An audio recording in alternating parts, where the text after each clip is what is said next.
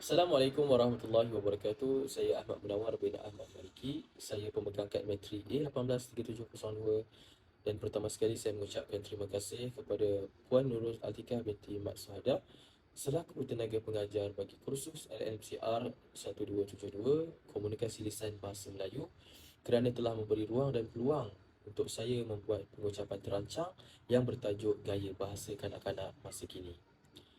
Dalam pada kita melihat dunia yang pesat membangun dalam era pemodenan, seiring dengan capaian teknologi yang begitu pantas, terdapat beberapa perkara yang boleh kita menghayati dan mendalami kebaikan yang diberikan kepada kita sebagai seorang pengguna dan mengambil pengajaran daripada perkara yang membawa kepada keburukan dan juga kelalaian.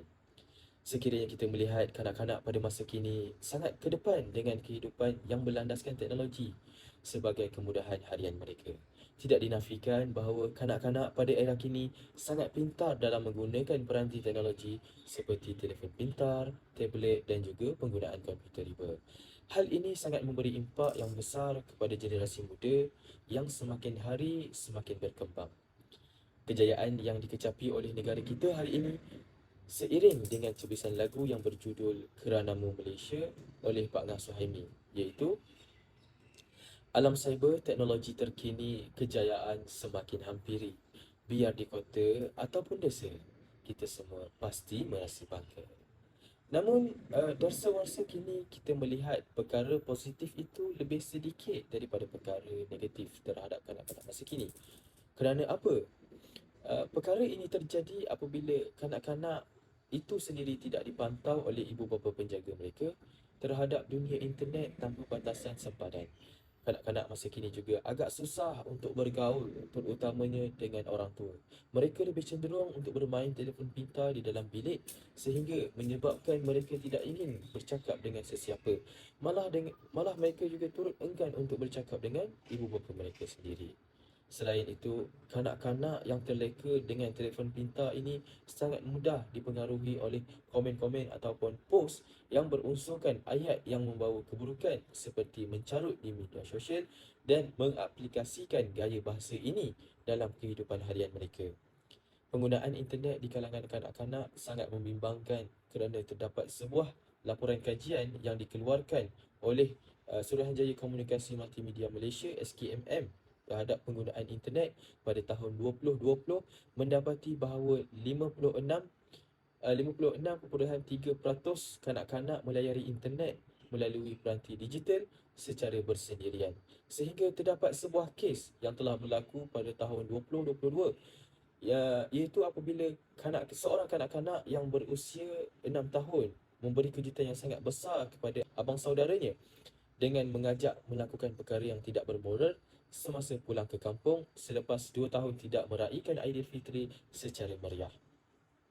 Dan sekiranya kanak-kanak seperti ini kerap menggunakan telefon pintar secara bersendirian, dikhawatiri mereka akan terdedah dengan pengantunan seksual ataupun sexual grooming dengan bahasa yang kurang ajar. Maka dalam hal ini terdapat beberapa cabaran utama kepada ibu bapa terhadap perkembangan bahasa kanak-kanak di Malaysia secara umumnya. Pertama adalah kekangan masa ibu bapa bersama kanak-kanak. Jika kita lihat ekonomi yang mana pada hari ini semakin hari semakin meningkat, membuatkan ramai di kalangan ibu bapa bekerja lebih masa sehingga kan ada yang terpaksa bekerja lebih daripada 12 jam sehari untuk menyara keluarga. Oleh kerana keterbatasan masa yang ada untuk mereka meluangkan masa bersama kanak-kanak agak terhad. Mereka tidak sempat untuk memberi fokus terhadap perkembangan bahasa anak-anak mereka. Hal ini dapat menyebabkan anak-anak yang masih pelat bercakap lambat diajar sehingga boleh membawa-bawa sehingga ke lanjut usia mereka. Dan yang kedua adalah usia dan tahap kematangan ibu bapa muda khususnya. Faktor kematangan ibu bapa muda menjadi faktor penting untuk menentukan sama ada uh, mereka ini mampu ataupun tidak mampu untuk memikul tanggungjawab berat sebagai seorang ibu bapa. Pasangan yang baru berkahwin, terutamanya bagi pasangan muda, perlu lebih cakna mengenai tanggungjawab sebagai ibu bapa.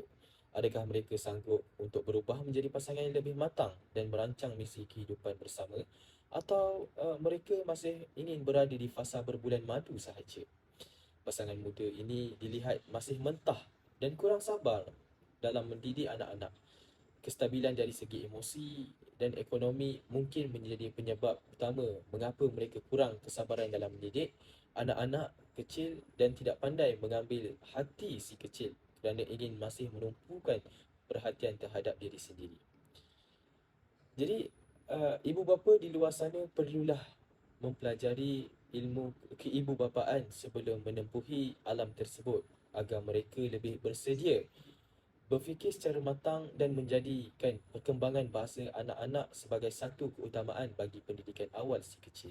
Intihannya, gaya bahasa yang dilontarkan oleh kanak-kanak merupakan gaya bahasa yang dididik oleh ibu bapa ataupun keluarga. Walaupun mereka dihantar ke sekolah untuk belajar bahasa, namun didikan dari dalam rumah itu sangat memberi kesan yang mendalam dalam perkembangan bahasa anak-anak. Oleh itu, ibu bapa hendaklah menjadi contoh teladan yang baik kerana Rasulullah SAW bersabda, mafhumnya, tidaklah seorang bayi yang dilahirkan melainkan dalam keadaan fitrah. Ibu bapanya lah yang mencorakkan kehidupan anak-anak tersebut sama ada ingin menjadi Yahudi atau Nasrani ataupun Majusi. Hadis riwayat Muslim. Jadi itulah sedikit sebanyak pengucapan yang saya dapat lakukan pada hari ini. Wabillahi taufiq wal hidayah. Wassalamualaikum warahmatullahi wabarakatuh.